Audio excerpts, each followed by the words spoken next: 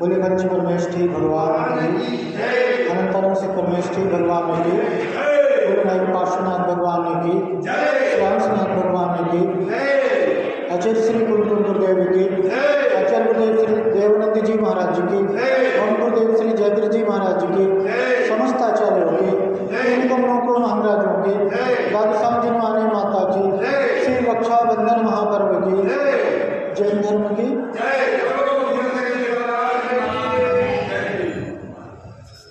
आज का पावन प्रसंग रक्षाबंधन का, तो ये बात लाजमी हो जाता है कि इसके पीछे की कथा को हम सब जानते हैं। रक्षा बंधन के पीछे की क्या कहानी है, क्या कारण है कि आज हम रक्षाबंधन पर्व मना रहे हैं। इस रक्षाबंधन पर्व का किस कथानक से संबंध है, क्या महत्व है, इस संबंध में जानते हैं। अवंती देश और अवंती देश की उज्जैनी नगरी में श्री वर्मा नाम का राजा राज्य करता था और उज्जैनी नगरी के उद्यान में अकंपनाचार्य आदि 700 मुनिराज का आगमन हुआ।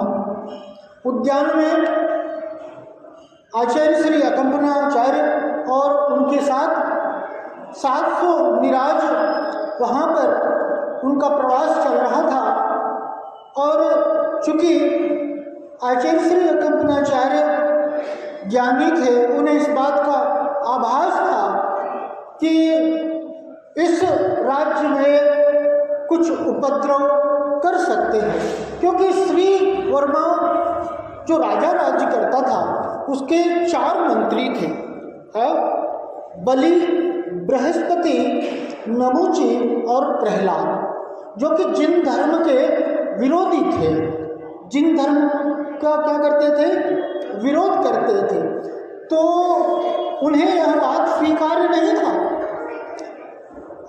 वो क्या कह रहे थे कि देखो ये नंगे मुनिराज का आगमन हमारे स्थान पर हुआ है और राजन ये शुभ नहीं है, ये अच्छा नहीं है। राजा बोले मैं तो उनके दर्शन करने जाऊंगा। राजा उनके दर्शन के लिए अग्रसर हुआ। अकंपनाचार्य आदि 700 मुनिराज के दर्शन के लिए अग्रसर हुआ, उनकी ओर बढ़ा। इधर अकंपनाचार्य क्या समझाते अपने संघ को कि वे मंत्री आदि आएंगे, कुछ भी संभावना बन सकती है, आप सभी ध्यान में रहना, मौन धारण करना, कोई भी कोई प्रतिक्रिया नहीं करेगा, कोई भी कुछ भी नहीं कहेगा। तो पूरा संघ जो था वो सभी मौन को धारण कर लिया उन्होंने और ध्यान में मग्न हो गए। अब क्या हुआ कि इधर से श्री वर्मा अपने 4 मंत्रियों के साथ और आचार्य श्री अकंपनाचार्य आदि मुनिराजों के दर्शन के लिए आया और एक एक करके सभी के लिए बड़े भक्ति भाव से नमन किया, उनके दर्शन किया और उनसे कुछ आशीर्वचन के लिए कहा कि आप मुझे आशीर्वचन दें। तो वो अकंपनाचार्य क्या थे, आदि 700 मुनिराज क्या थे, आशीर्वचन तो दूर, कुछ कहना तो दूर, उनकी तरफ देखा भी नहीं। तब ये मंत्रीगण क्या कहते हैं, देखो राजन, मैंने कहा था ना ये नंगे हैं, ये अज्ञानी हैं और आपका क्या अपमान हो रहा है, आपका अपमान हो रहा है। देखो आप इनके लिए नमस्कार कर रहे हो, आप इनके लिए कितने भाव से कितने वंदन नमस्कार आदि किया, लेकिन इन्होंने आपकी तरफ देखा भी नहीं। तो राजा कहे कि मेरा काम था दर्शन करना, मैंने दर्शन किया, मैंने वंदन किया और उन्होंने राजा क्या करे, राजा वहाँ से। इधर क्या हुआ कि श्रुतसागर मुनिराज थे और श्रुतसागर मुनिराज आहार चर्या के लिए गए हुए थे। तो आचार्य श्री के आदेश से अनभिज्ञ थे। हाँ, कि आचार्य श्री ने संघ को क्या आदेश दिया है कि कुछ भी नहीं कहना इनके लिए, तो वो इस बात को नहीं जानते थे। तो उधर से वे आहार करके और लौट रहे थे, और उधर से क्या श्री वर्मा अपने मंत्रियों के साथ जा रहे थे। तो मेरे राजा तो प्रस्थान कर गया, और मंत्रियों का सामना क्या हुआ, सूतसागर मुनिराज से हुआ। दूर से मंत्रियों ने देखा सूतसागर मुनिराज आ रहे थे, तो दूर से देखते हुए वो क्या कहते हैं, देखो एक बैल छाछ पी करके आ रहा है, एक बैल देखो बढ़िया हट्टा कट्टा होकर के और खा पी के मस्त आ रहा है। और आया और आकर के क्या हुआ, उनके सामने उन्होंने कुछ वाद विवाद किया, मंत्रियों से उनका वाद विवाद हुआ, तर्क हुआ। और चूंकि उनका नाम था सूतसागर, यथा नाम तथा गुण, उनके सामने कौन पार पा सकता उनको, तो उन्होंने अपने ज्ञान के माध्यम से उन्हें परास्त कर दिया। उनके प्रत्येक प्रश्न का, प्रत्येक तर्क का ऐसा जवाब दिया कि वे बड़ा अपने आप को हारा हुआ सा महसूस करने लगे, और ऐसे हाँ द्वेष की भावना को लेकर के, और वो क्या हुआ, आगे चले गए राज्य की ओर, और राज्य की ओर चले गए। इधर क्या हुआ, सूतसागर मुनिराज आए और संग में आचार्य श्री को सारा वृत्तांत सुनाया कि आचार्य श्री अभी इधर से मंत्रीगण जा रहे थे और मेरा उनके साथ ऐसा वाद विवाद ऐसा हुआ, तो मुझे लगता है यह उचित नहीं हुआ, जो कुछ भी हुआ वो उचित नहीं हुआ। आचार्य श्री गुरुदेव मुझे प्रायश्चित दो, मुझे इस बात का प्रायश्चित दो। हाँ, आचार्य श्री कहे यूँ तो मेरे हिसाब से तुमसे कोई भूल हुई नहीं है, फिर भी सूतसागर मुनिराज कहते हैं आचार्य श्री आप मुझे प्रायश्चित दो।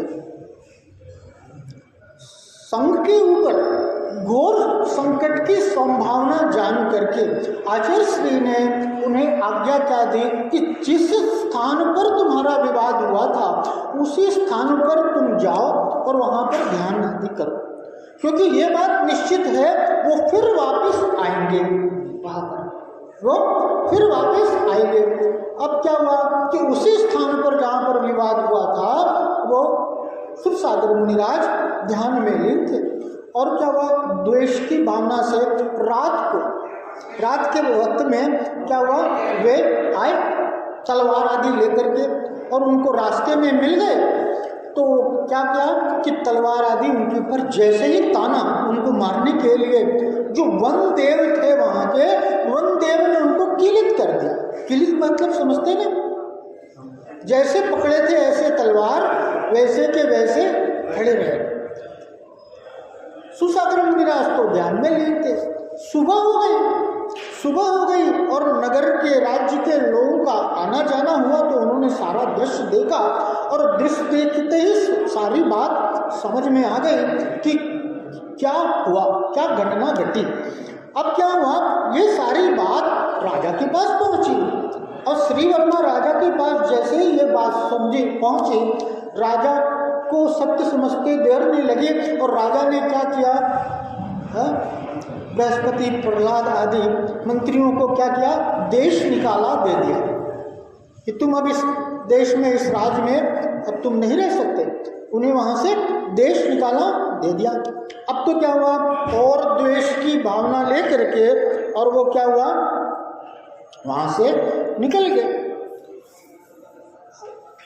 क्या है कि पूर्वांचल देश के हस्तिनापुर नगर में महापद्म नाम का राजा राज्य करता था, और लक्ष्मीवती उनकी रानी थी, और उनके 2 पुत्र थे, पद्म और कौन, विष्णु, पद्म और विष्णु।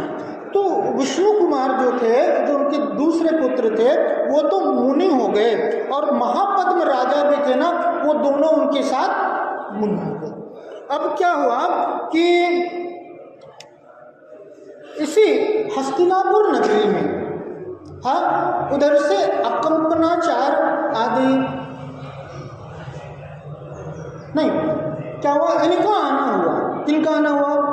मंत्री का, मंत्रीगण का यहाँ पर आना हुआ।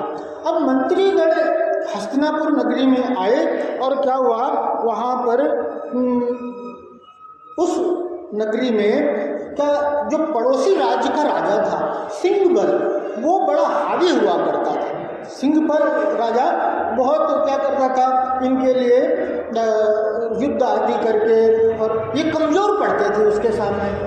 तब क्या हुआ कि ये जो मंत्री थे ये अपनी चातुर्य से क्या किया इन्होंने कि उसको बंदी बना लिया, सिंहबल राजा को। सिंहबल राजा को क्या किया, बंदी बना लिया। तो अब क्या हुआ, महापद्म राजा जो था वहाँ का, वो बड़ा प्रसन्न हो गया उस पर।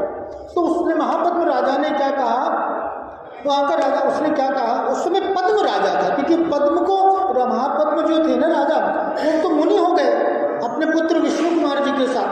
तो पद्म वहाँ के राजा जो थे, तो वो प्रसन्न हो गए कि तुमने क्या किया कि है सो सिंहबल को बंदी बना लिया, ये तो बड़ा। तो उन्होंने क्या उसके लिए वरदान दिया, वरदान दिया कि तुम वर मांगो, तुम मुझसे क्या करो, वर मांगो, तुम जो कुछ भी मांगो हम तुम्हें देते। तब क्या हुआ कि वो मंत्रीगण तो बड़े कुटिल परिणामी थे, तो बोले कि जब हम मौका आएगा तो हम वर ले लेंगे, आप चिंता मत करो। तो ठीक है।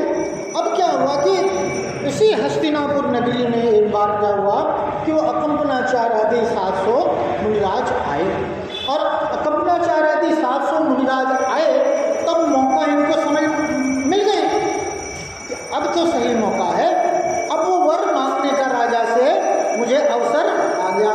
तो राजा से, राजा पद्म से वो वर मांगते हैं कि जो आपसे वर की बात हुई थी, आप वर दो हमें। तो वो क्या कहते हैं कि बोलो क्या मांगते हो, तो बोले हमें 7 दिन का राज्य दे, 7 दिन के लिए क्या करो, राज्य दे दो।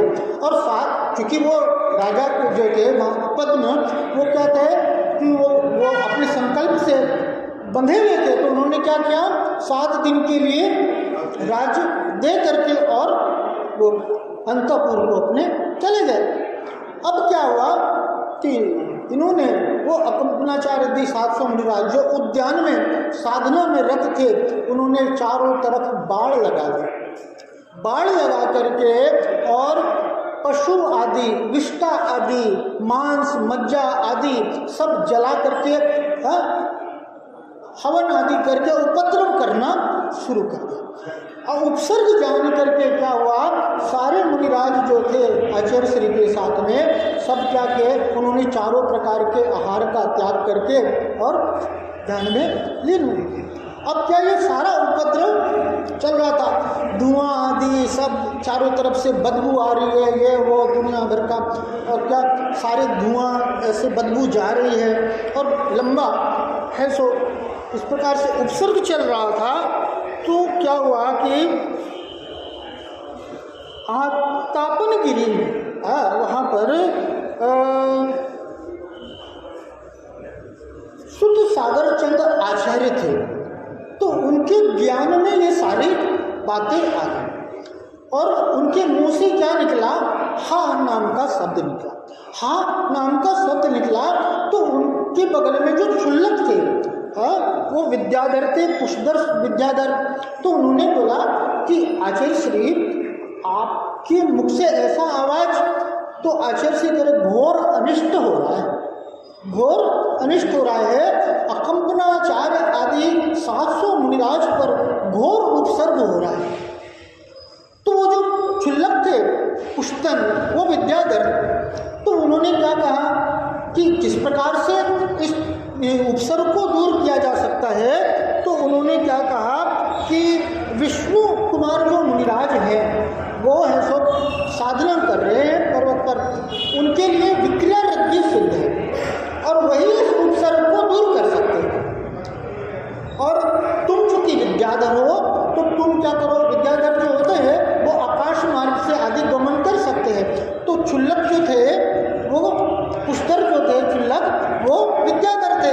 तब वो क्या आकाश मार्ग से आचार्य श्री की आज्ञा से, आचार्य श्री शुद्ध सागर चंद्र जी की आज्ञा से क्या हुआ, वो विष्णु कुमार मुनिराज के पास, जो वहाँ पर्वत पर साधना करते, उनके पास गए और उनसे जाकर के निवेदन किया कि ऐसा ऐसा घोर उपसर्ग हो रहा है और आप ही इस उपसर्ग को दूर कर सकते हो, आप ही इस उपसर्ग को दूर कर सकते हो। तो उन्होंने कहा कि मैं किस प्रकार से इस उपसर्ग को दूर कर सकता हूँ? तो उन्हें कहा कि आपको विक्रिया रिद्धि है मुनिराज। तो विष्णु कुमार मुनिराज, चूंकि उनको रिद्धि थी, लेकिन उनको रिद्धि का क्या आभास नहीं था, ज्ञान नहीं था। देखो, मुनिराज तपस्या करते हैं और तपस्या के माध्यम से उनके लिए कई रिद्धियां सिद्ध हो जाती हैं, लेकिन ये रिद्धियों के लिए वो तंत्र मंत्र चमत्कार आदि के लिए कभी वो मुनिराज साधना नहीं करते। उनका तो क्या रत्नत्रय की साधना, उनका लक्ष्य क्या है? मुक्ति उनका लक्ष्य है। उनको रिद्धियों आदि से कोई मतलब नहीं रहता। अब क्या इनको आभास भी नहीं था, तो इन्होंने क्या कहा कि मुझे किस प्रकार से वृद्धि सिद्ध हो गई है? तो कहा क्या आपको विक्रिया वृद्धि है? तो उन्होंने कहा कि ऐसा क्या? तो उन्होंने अपना हाथ बढ़ाया, तो उन्होंने अपना हाथ बढ़ाया तो क्या हुआ? मानसोत्तर पर्वत पर उनका हाथ चला गया। अब उनको विश्वास हो गया, अब उनको क्या हुआ? विश्वास हो गया कि मुझे विक्रिया वृद्धि है। तो उन्होंने क्या किया कि मुनि वेश का त्याग किया, और मुनि वेश का त्याग करके विष्णु कुमार ब्राह्मण के बौने का रूप धारण किया, ब्राह्मण का रूप धारण किया, जो कि कद में क्या था? छोटा था, कद में आटा था, जिसको कहते ना, इतना छोटा। अब क्या हुआ कि वहाँ पर जो राज्य में, जो हस्तिनापुर नगरी में जो मंत्रीगण राज्य कर रहे थे, श्रीवर्मा, बलि, नमुची आदि, वो राज्य कर रहे थे। तो उनके पास गए और वहाँ जा कर के उन्होंने क्या किया? उनकी बहुत प्रशंसा की कि मैंने आपका बहुत नाम सुना है, आप दान आदि में बहुत दान का कार्य करते हो, चारों तरफ आपकी ख्याति है, ना दान आप देते हो।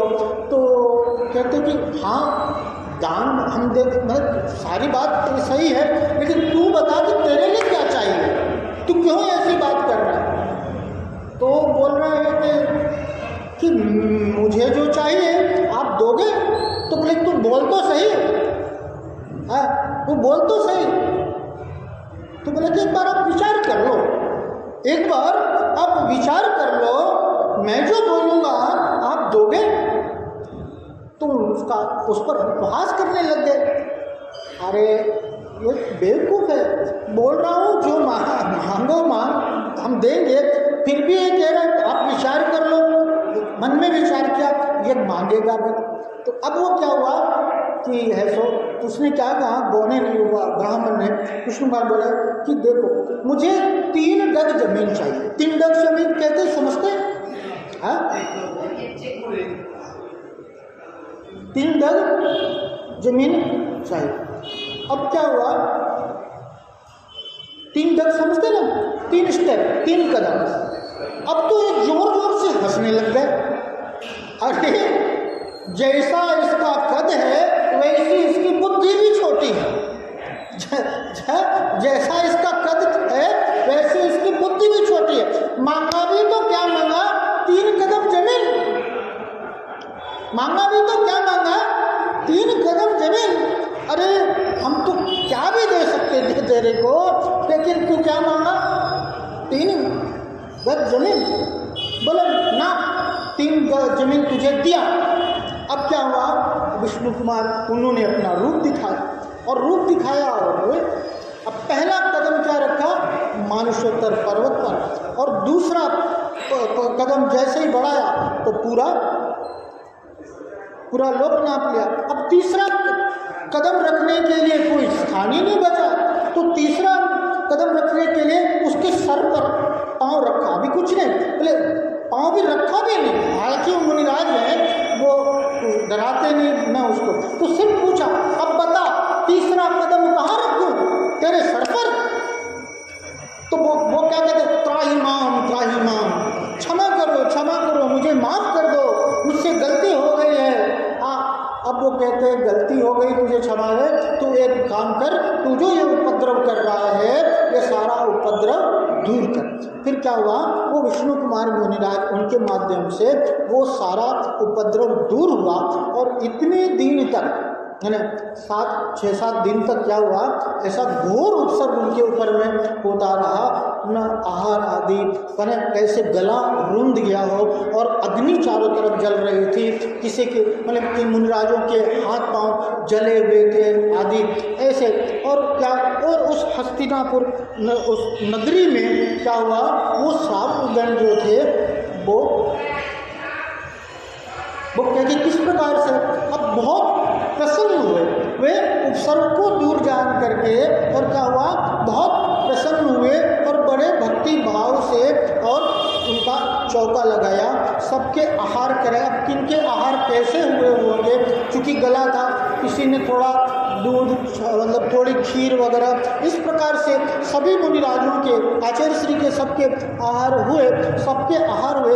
और क्या हुआ, इतना बड़ा संघ था तो इतनी बड़ी नगरी में चौकस बहुत लगे थे, बहुत सारे चौके, तो जितने लोगों ने आहार दिया उन्होंने क्या किया, खाली चौके में आहार किया।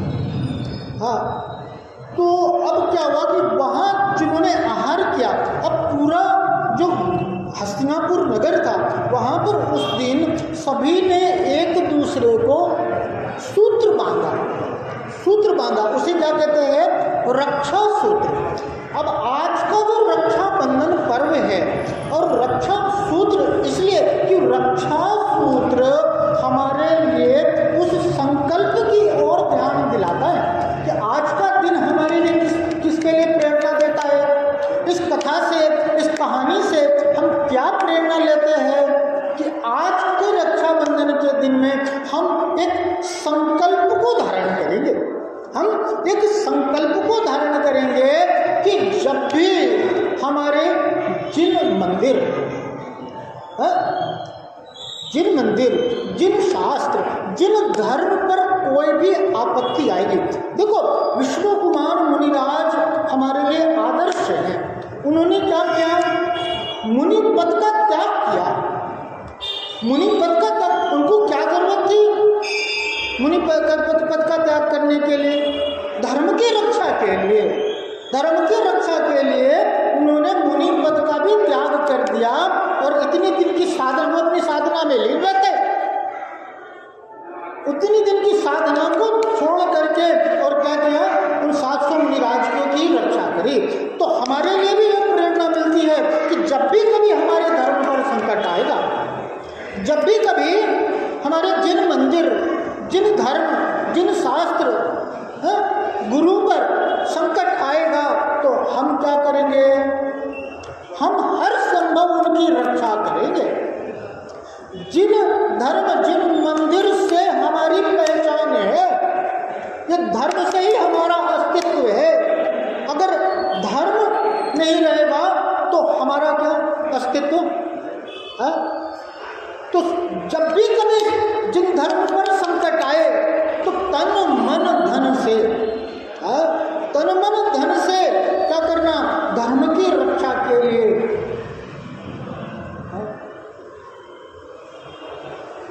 धर्म की रक्षा के लिए, मंदिर की रक्षा के लिए, शास्त्रों की रक्षा के लिए। शंकराचार्य कैसे 6 महीने तक शास्त्र जलते रहे। आज हमारे लिए ये सुख का मार्ग उपलब्ध है तो किस आधार पर उपलब्ध है कि ये शास्त्र हमें पढ़ने को मिल रहे हैं। और ऐसे शास्त्र पर, ऐसे क्या, जिन मंदिर पर, जिन देव पर अगर कोई आपत्ति आए, कोई हमारे मंदिर में घुस आए, तो क्या करना, घर बैठे रहोगे? अरे उनके पास लाठी था, उनके पास तलवार था, उनके पास बंदूकें था, तुम श्रावक हो तो तुम्हारे लिए संकल्प की हिंसा का त्याग नहीं है। अब चुप बैठने का वक्त नहीं है। अब यह जैन धर्म इतने क्या है, हम अहिंसावादी जरूर हैं, लेकिन यहाँ जब धर्म का प्रसंग आएगा तो वहाँ पर क्या है, है। वो सच्चा ज्ञानी नहीं है जो धर्म पर आए संकट को आकर के उद्वेलित नहीं है।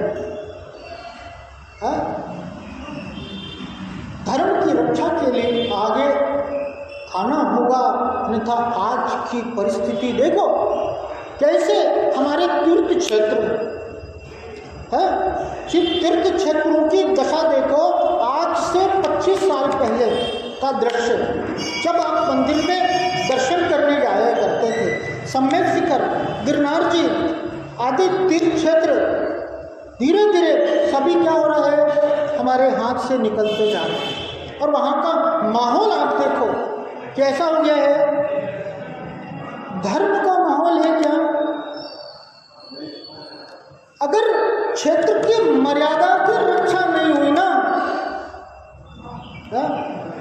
तो फिर कहाँ जाएंगे हम धर्म करने?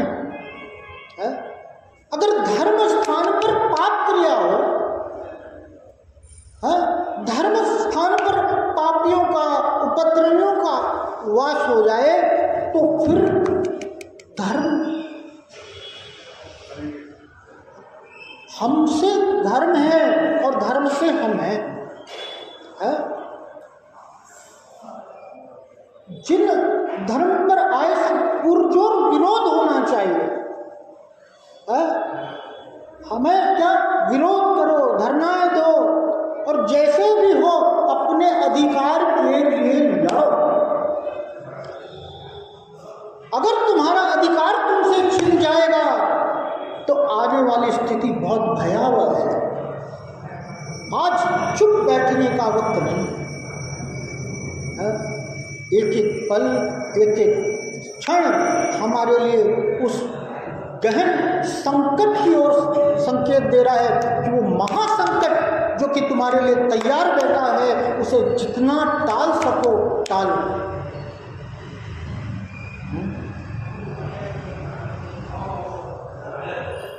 ये रक्षाबंधन पर्व क्या कहा इसके लिए? रक्षा बंधन। रक्षा बंधन क्यों कहा? कि रक्षा बंधन यानी जैन धर्म एक ऐसा धर्म है जहाँ पर रक्षा का भाव भी आए तो वहाँ पर क्या है? बंधन में है, और जिसे बंधन की अनुभूति होती है। आज हम सभी ने श्रेयांसनाथ भगवान का मोक्ष कल्याणक बनाया, और श्रेयांसनाथ कल्याणक का मोक्ष बनाया तो क्या कि वो आज श्रेयांसनाथ भगवान सभी बंधनों से मुक्त हो गए, बंधनों से मुक्त हो गए। रक्षा बंधन कह रहा है स्वयं को अपने बंधन से मुक्त करो। सबकी रक्षा वही कर सकता है जो स्वयं सुरक्षित हो। आज मोक्ष कल्याणक और रक्षा बंधन दोनों का प्रसंग हमारे लिए क्या करता है, क्या प्रेरणा देता है कि अपनी रक्षा के लिए विचार करो। तुम प्रत्येक पल, प्रत्येक क्षण बंधन में बंध रहे हो। कर्मों का बंधन तुम्हें निरंतर हो रहा है। कर्मों के बंधन से छूटना है। यह बंधन दुख है और मुक्ति क्या है? सुख है। कर्मों के बंधन से छूटना है। प्रत्येक पल ये बंधन से बंध रहे है, और ये बंधन से छूटने का जो अवसर हमें मिल गया, अन्यथा क्या होगा कि क्या आगे की पर्याय, ये सारा कुछ, ये मनुष्य भाव, ये जिन धर्म, ये जिन देव हमें प्रेरणा देते हैं, हमें यह अवसर देते हैं कि हम पर भाव का विचार करें। जिसके जहन में पर भाव विचार नहीं, वो सच्चा धर्मी नहीं। हर वक्त हमें इस बात की चिंता रहती है कि हमें यहाँ से जाना है कि नहीं जाना है। सबको जाना है। यहाँ से उठेंगे और अपने काम को जाएंगे। कोई घर जाएगा, कोई कहीं जाएगा, कोई दुकान जाएगा, कोई कहीं जाएगा। लेकिन अगले भाव का विचार है क्या? अगर अगले भाव का विचार नहीं किया तो क्या दशा होगी? ये सब कुछ रहेगा क्या? ये सब कुछ सदाकाल रहने वाला नहीं है। जिन उपलब्धियों पर इतना इतरा रहे हो, ये सब एक क्षण में छिन जाने वाली है। और सारा का सारा दृश्य क्या है? एक क्षण में बदल जाने वाला है। हाँ? अगले गंतव्य की तैयारी होनी चाहिए। जिस प्रकार से हम एक स्थान से दूसरे स्थान के लिए गमन करते हैं तो साथ में क्या करते हैं? कुछ तैयारी करते कि नहीं करते? बांध के कुछ ले जाते कि नहीं ले जाते? ये रास्ते की तैयारी है, ये कपड़े लगते, रुपया पैसा आदि सामग्री है। अगले भाव में मैं अच्छा चाहते कि नहीं चाहते? मेरा अगला भाव अच्छा हो कि नहीं हो? है? जिस प्रकार से अभी सब कुछ अच्छा हो रहा है, सारी अनुकूलता है, उसी प्रकार से अगला भाव भी मेरा अच्छा हो, ये तो सभी चाहते हैं ना। तो उसकी तैयारी क्या है? ये धर्म ही हमें इस भाव में सुखी कर सकता है और ये धर्म ही हमें पर भाव में सुख का कारण बनेगा।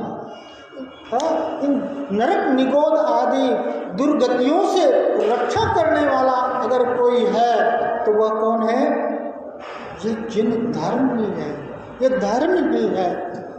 तो अपनी रक्षा क्या किसके माध्यम से? धर्मो रक्षति रक्षया। धर्म ही हमारा रक्षक है, धर्म ही हमारा सच्चा मित्र है।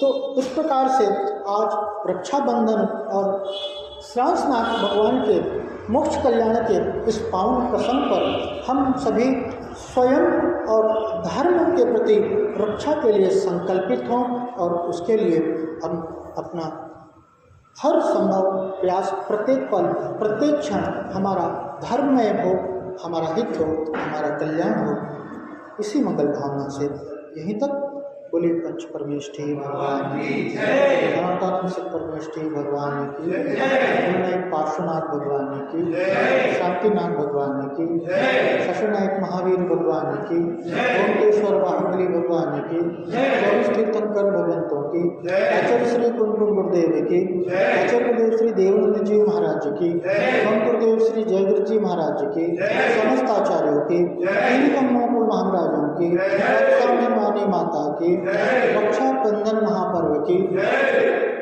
श्री श्रांसनाथ भगवान की जैन धर्म की जय।